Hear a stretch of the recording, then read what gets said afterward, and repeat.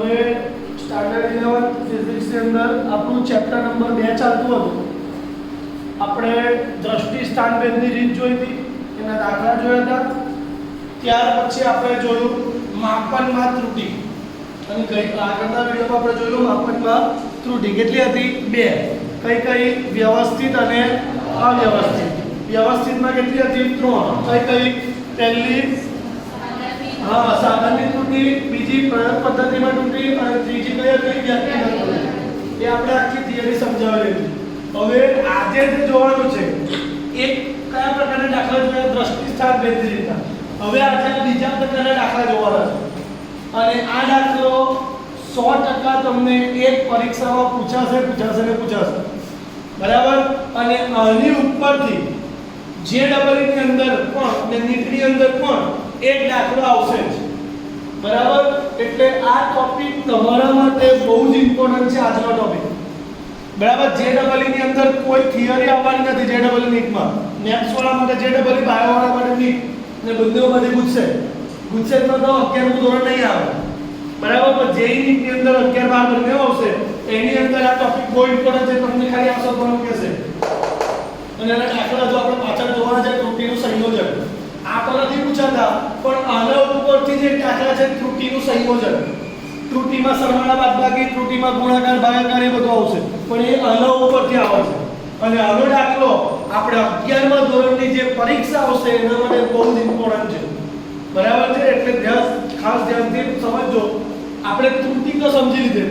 બરાબર? આપણે કેટલી ત્રુટિ જોવાની છે? 3. બરાબર? ઓલરેડી આપણે 4 જોવાની છે, પણ આની અંદર ઉલ્લેખ નથી કર્યો, કારણ કે પહેલી જે ત્રુટિ છે એના વગર કોઈ તો થાય જ નહીં. અને આ 3 જે સ્ટેપમાં લખ્યું ને, એ સ્ટેપમાં જ તમારે દાખલો કરવો પડશે, નહીં કે પહેલા પ્રતિશત શોધાય. સૌથી પહેલામાં પહેલી કઈ ત્રુટિ શોધાશે તે હું અહીંયા લખું છું. એ ત્રુટિ છે તમારી સરેરાશ ત્રુટિ. કઈ ત્રુટિ? બરાબર? સરેરાશ ત્રુટિને શેના વડે દર્શાવાશે? A12 વડે. જે તમે લોકો 10મા ધોરણમાં મધ્યક શોધ્યો હતો. બરાબર? મધ્યક એટલે શું હતો? x1 + x2 + xn છેદમાં બધાનો સરવાળો. બરાબર? જેટલી સંખ્યા હોય એટલી. તો આમાં પણ એ જ વસ્તુ a1 + a2 + a3 up to an છેદમાં n.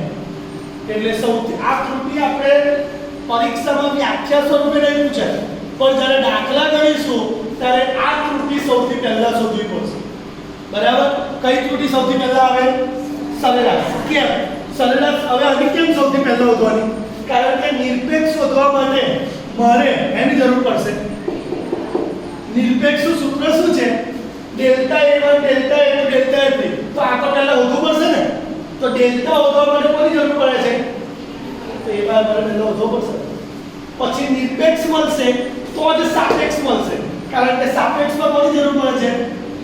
તો ડેલ્ટા a બાર અહીંથી મળ્યો છે.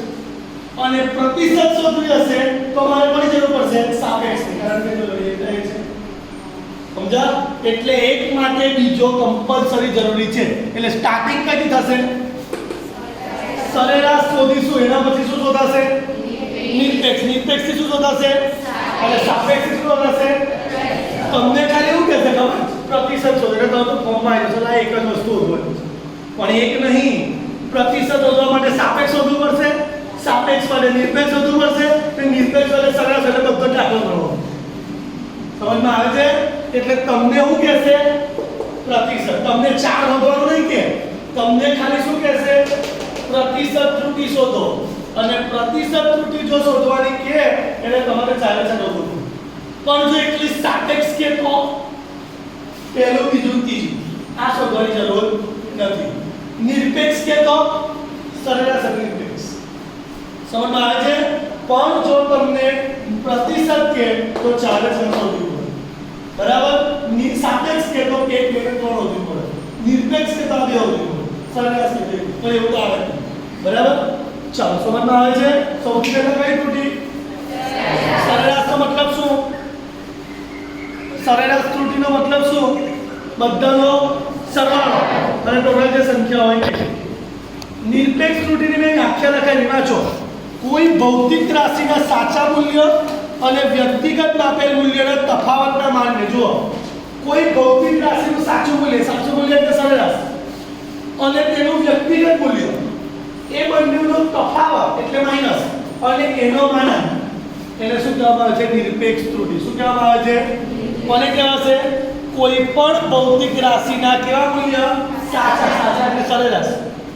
કોઈ પણ ભૌતિક રાશિના સાચા મૂલ્ય અને વ્યક્તિગત મૂલ્યના તફાવતના માનાંકને શું કહેવામાં આવે છે? નિરપેક્ષ ત્રુટિ કહેવામાં આવે છે. શું કહેવામાં આવે છે? આવશે કોને કહેવાશે? કોઈ પણ ભૌતિક રાશિના કેવા મૂલ્ય અને વ્યક્તિગત મૂલ્યના તફાવતના માનાંક. તફાવત આવવું જોઈએ અને માનાંક આવવું જોઈએ. માનાંક કેમ? કારણ કે એમાં કોઈ પણ તરફ માઈનસમાં આવે નહીં, માઈનસમાં આવશે તો માનાંક ની લીધે એવું થઈ જશે પ્લસ. સમજમાં આવે છે? નિરપેક્ષ ત્રુટિ કોને કહેવાશે?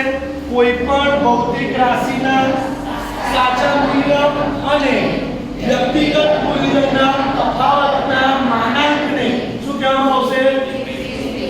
નિરપેક્ષ ત્રુટિને શેના વડે દર્શાવાશે? ડેલ્ટા એ બરાબર. બરાબર છે. ત્યાર પછી સૂત્ર શું છે? Delta a1 + delta a2 + delta a3 delta a છેદમાં n. તો આ ડેલ્ટા a1 કેવી રીતે થશે? તમને a1 * a3 આપ્યા હશે અને એને બધાને કોના વડે માઈનસ કરવાના? એ બાદ એ બધા જવાબ બનશે ને હું પૂછું દાખલો શીખવાડું છું. હમણાં તમે ખાલી સૂત્ર યાદ રાખો. સમજમાં આવે છે? પહેલા કઈ ત્રુટિ આવે? સરેરાશ. સરેરાશ એટલે શું કરવાનું? બધાનો સરવાળો ભાગ્યા ટોટલ. બરાબર. પછી કઈ ત્રુટિ આવે? કોને કહેવાય? કોઈ પણ ભૌતિક રાશિના સાચા મૂલ્ય અને વ્યક્તિગત મૂલ્યના તફાવતના માનાંકને શું કહેવામાં આવે છે? સૂત્ર આવડશે? હવે નિરપેક્ષ પછી કોણ આવે? તો હું નિરપેક્ષ ત્રુટિ અને સરેરાશ ત્રુટિ એ બંનેના ગુણોત્તરને શું કહેવામાં આવે છે? સાપેક્ષ. સમજમાં આવે છે? મેં વ્યાખ્યા લખાવી વાંચો. સાપેક્ષ ત્રુટિ અને સરેરાશ નિરપેક્ષ ત્રુટિ અને સાચા મૂલ્યના ગુણોત્તર છે ને. સાચા મૂલ્ય એટલે સરેરાશ એટલે મેં લખ્યું જુઓ સૂત્ર પર તમને ખબર પડે આ કોણ છે? નિરપેક્ષ. આ કોણ છે? સરેરાશ. એ નિરપેક્ષ ત્રુટિ અને સરેરાશ ત્રુટિના ગુણોત્તરને શું કહેવામાં આવે છે? સાપેક્ષ. આવશે? બરાબર. સાપેક્ષ ત્રુટિ થઈ ગઈ અને ત્યાર પછી કઈ ત્રુટિ? એટલે સાપેક્ષ ત્રુટિને ટકાવારીમાં દર્શાવવામાં આવે તો તેને કઈ ત્રુટિ કહેવામાં આવે છે? આપણે સૌથી પહેલા કઈ ત્રુટિ? પછી કઈ? છેલ્લે પ્રતિશત શોધવું હોય તો સૌથી પહેલા શું શોધવાનું? સરેરાશ પછી નિરપેક્ષ પછી સાપેક્ષ પછી આપણે સમજમાં આવશે. પ્રતિશત હંમેશા ટકામાં આવે. બરાબર છે. અને કોઈ એકમ આવે નહીં. જો તમને એકમ સવાલમાં આપ્યો હોય તો લેવાનો અથવા તો એવું એકલું એકમ લખ્યું હોય તો બધામાં એકમ લખી દો. પણ છેલ્લે તો શું બતાવવાનું? ટકામાં. સમજમાં આવે છે? આવશે કમ્પ્લીટ. બરાબર. તો હવે દાખલો શરૂઆત કરીએ. બરાબર. આટલું ખબર પડશે. સરેરાશ ત્રુટિ કોને કહેવાય? બધાનો સરવાળો ભાગ્યા ટોટલ. આપણે ત્યાર પછી કઈ ત્રુટિ આવે? નિરપેક્ષ. શેના માટે સવાલ? ડેલ્ટા a બાર. જો થિયરી બહુ ઓછી વાર પૂછાય છે. દાખલા પૂછાય એટલે સૂત્ર યાદ રાખજો. બરાબર. થિયરી પૂછાય તો વ્યાખ્યાને સૂત્ર લખી દેવાનું એટલે પિક્ચર પૂરું થઈ ગયું. બરાબર. થિયરી બહુ જ ઓછી પૂછાય પણ સૂત્ર આપણને છેલ્લે ઉઠી જરૂર પડશે. આવડશે આટલું કમ્પ્લીટ? બરાબર છે. ચલો આ લખ્યું એટલે હું દાખલો ચાલુ કરું. ચલો સ્ટુડન્ટ્સ હવે જુઓ. હવે આપણે દાખલો શરૂઆત કરીએ છીએ. બરાબર. 3 માર્કની અંદર આ દાખલો પૂછી શકાય. બરાબર. અથવા તો 2 માર્ક. 2 માર્કમાં હોય ને તો બહુ ઓછું શોધવાનું પૂછે. બાકી જો બધું શોધવાનું હોય તો 3 માર્કમાં પૂછાય. 3માંથી એક બી માર્ક કપાય નહીં. એટલો ઈઝી દાખલો છે. બરાબર. ફિઝિક્સનું સૌથી ઈઝી ચેપ્ટર જ આ છે. બરાબર છે. આ બહુ જ ઈઝી છે. ખાલી તમારે સૂત્ર યાદ રાખવાના છે. બરાબર. કઈ ત્રુટિ શોધવાની છે? હંમેશા છે ને ફિઝિક્સમાં તમે દાખલા ગણો ને તો હું તમને એક સિમ્પલ ઉદાહરણ આપું કે ઘેર મહેમાન આવ્યા છે. બરાબર. જમવા બેહાડ્યા બધા તમને બી બેહાડ્યા સાથે. થાળીની અંદર બધી વસ્તુ પીરસી. પહેલા હું ખાશો? તમને જે ભાવતું હશે એ ખાશો ને. કે કારેલાનું શાક મૂક્યું હશે એ ખાશો? એ તેલ લેવાનું. તમને જે ભાવતું હશે એ ખાશો? તો આમાં બી તમને ભાવતું હું આમાં તો કશું જ નહીં ભાવતું. પણ માર્ક કઈ લેવાના? આ જે શોધવાનું છે ને એના પર. એટલે રકમ પછી જોવાની. પહેલા શોધવાનું શું છે તે જોઈ લેવાનું. હું વધવાનું કીધું જ તો તમને ખબર પડી જવી જોઈએ કે મારે પેલા સૂત્રવાળો દાખલો કરવાનો, કારણ કે જ્યારે તમે પેપર આપવા બેસશો ત્યારે એક ચેપ્ટર નહીં હોય, બધા બહુ ચેપ્ટર હશે, તારે બધું મિક્સ ના થાય એટલે આ બધું યાદ રાખવાનું. આમાં શું કરવાનું કીધું જ અને આ યાદ રાખવાનું. જો આવા બધા આપ્યા હોય ને અલગ અલગ તમને મતલબ અવલોકનો આવી રીતે આપ્યા હોય તો સમજવાનું કે આ રીતનો દાખલો આવશે, આ રીતમાં તમને આવા અવલોકનો જ આપ્યા હશે. એટલે ઉપર છે ને હિન્ટમાં તમે લખી દેજો કે અલગ અલગ અવલોકન આપેલા હોય અને પ્રતિશત ત્રુટિ છે ને બધી આગળ બી આવશે, પણ આની હિન્ટ શું છે, તમને આવા અવલોકનો આપ્યા હશે, આવા અવલોકનો ખાલી ને ખાલી આ રીતના દાખલામાં જ આવશે, બરાબર. એટલે પછી હિન્ટમાં ઉપર લખી દેજો કે આ રીતે અલગ અલગ અવલોકન આપેલા હોય અને પ્રતિશત ત્રુટિ શોધવાની કે કોઈ પણ ત્રુટિ શોધવાની કે તારે જ આ રીત કરવાની, બરાબર. તો તમને આ થોડું યાદ રહેશે. ચાલો આપણને ભૌતિક વસ્તુ પણ છે પ્રતિશત ત્રુટિ ખબર પડી જવી જોઈએ કે પ્રતિશત ત્રુટિ એટલે મારે બધું જ ગણવાનું. શરૂઆત કઈ કરીશું? સરેરાશ, બરાબર. તો સરેરાશ ત્રુટિ સૌથી પહેલા શોધીશું, બરાબર. ધ્યાનથી જોજો, સરેરાશ ત્રુટિ એટલે શું કહેવાય એને? a બાર. શું કહેવાય? સૂત્ર શું છે? a1 + a2 કેટલા છે? ગણી લો. 1 2 3 4 5 6 7 8 છે.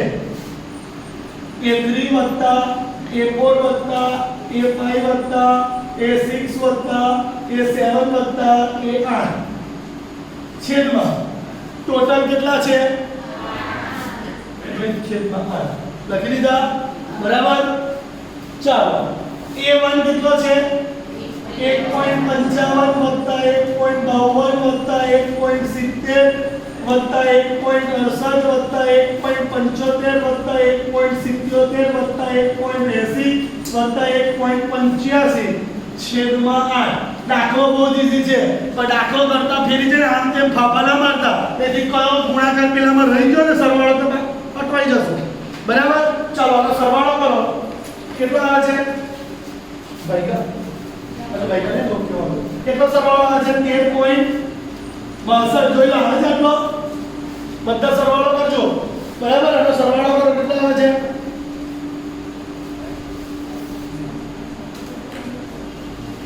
1.55 + 1.52 + 1.70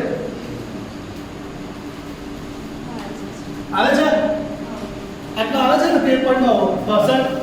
ઓકે, ચાલો ડિવાઈડ બાય 8 કરો, ભાગાકાર 8 હોય. 13.62 ભાગ્યા 8 કરો, કેટલા? ઓકે, 1.70, બરાબર. પાછળ હંમેશા પોઈન્ટ પછી 4 રકમ લખવાની ટેવ પાડવાની છે, બાકી જવાબ પોઈન્ટ પછી બધાનો બદલાશે. કોઈ 1.70 લખશે અને 1.70 2 લખ્યા અને 70 25 લખ્યા તો પેલીનો જવાબ સાચો, ચોપડી પ્રમાણે. કારણ કે આયરા લોકો છે ચેક કરવા બેસે બધા અભણો હશે, એટલે ભણેલા ગણેલા અભણ, એ લોકોને જે સોલ્યુશન આવશે ને એ જ એમનો ભગવાન. પછી એ એવું બધું કે 7-8 રૂપિયા આલે સપ્લિમેન્ટરીના, કોણ બધું ચેક કરે? તમારો જવાબ 1.70 બી સાચો જ છે, પાછળ છેલ્લે જવાબ છે ને એ જોવાશે, પણ આ પોઈન્ટ પછી 4 રકમ તમે લખશો ને એટલે તમારો જવાબ કોઈ દાડો ખોટો નહીં પડે, બરાબર. ચાલો આ શું મળી ગયો મને? a બાર અને આ બોક્સ બનાવી દો. ચાલો હવે કઈ ત્રુટિ શોધવાની છે? નિરપેક્ષ ત્રુટિ. એટલે કયો હશે? Delta a1. સૂત્ર કયું? Delta a1 + delta a2 + delta a3 + delta a4 + delta a5 + delta a6 + delta a7 + delta a8 આખાના છેદમાં 8 લખો. પણ બધા માટે ડેલ્ટા શોધવા પડશે. ચાલો તો બાજુમાં શોધવાનું, બરાબર. આપણા દેશમાં દાખલો કરવાનો, બાજુવાળા દેશમાં જવાબ મૂકાય. ચાલો ડેલ્ટા a1 કેવી રીતે મળે? સૂત્રમાં લખાયું હતું a1 - છે. ચાલો a1 કેટલો છે? a1 એટલે પહેલો કેટલો છે? 1.55 માઈનસ a12 કેટલો આવ્યો? 1 પોઈન્ટ. હવે જુઓ બે રકમ લખશો કોઈ વાંધો નથી, કારણ કે એ પોઈન્ટ પછી કેટલી રકમ છે? 2 છે, આ પછી નહીં લખો તો વાંધો નહીં, બરાબર. 1.70 કરો, કેટલા આવે? માઇનસ માઇનસ બોલે આવે પણ આપણે પૂર્ણાંક છે એટલે શેમાં લખવાનું પ્લસ કેટલા આવે 0.15 ઓકે ચાલો ડેલ્ટા A2 હું ડાયરેક્ટ લખું છું હવે 1.52 માઈનસ અહીં તો શું રહેશે 1.70 જ રહેશે ચાલો કરો 1.52 માંથી 1.70 0.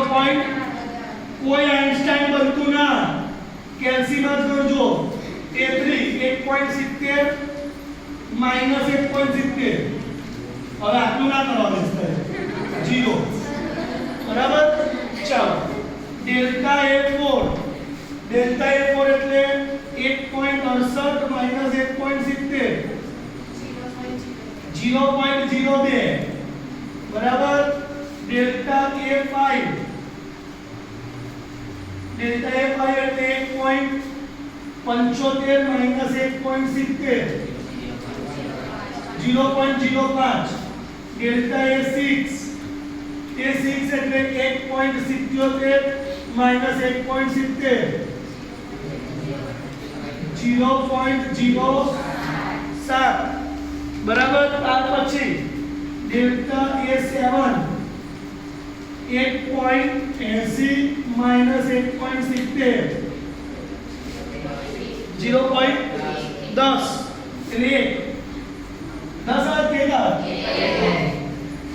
A8 1.85 માઈનસ 1.70 0.15 મળી ગયા બધા મળી ગયા હવે આમાં કઈ વસ્તુ અઘરી હતી હવે એને અહીંયા મૂકી દો ચાલો પહેલો કેટલો છે 0.15 0.18 0 0.02 0.05 0.07 0.8 અને 0.15 આખા છેદમાં કેટલા 8 કરો સરવાળો 0.15 વત્તા 0.18 વત્તા 0 વત્તા 0.02 વત્તા 0.05 વત્તા 0.07 વત્તા 0.8 વત્તા 0.15 0.72 આવે છે ઓકે ચાલો 0.72 ડિવાઇડ બાય 8 કરો કેટલા આવે 0.09 આ શું મળ્યું મને ડેલ્ટા A12 બોક્સ બનાવી દીધો ચાલો ત્યાર પછી હવે કઈ ત્રુટિ આવશે હવે કઈ સાપેક્ષ ત્રુટિ એટલે ડેલ્ટા A બરાબર ડેલ્ટા A12 ના છેદમાં A12 ડેલ્ટા A12 કેટલો આવ્યો 0.09 ભાગ્યા A12 કેટલો છે 1.70 તો કેટલા આવે 0.052 ઓકે 0.052 આ શું મળ્યો ડેલ્ટા A અને હવે છેલ્લે જે આપણને ભાવે તે કોણ પ્રતિશત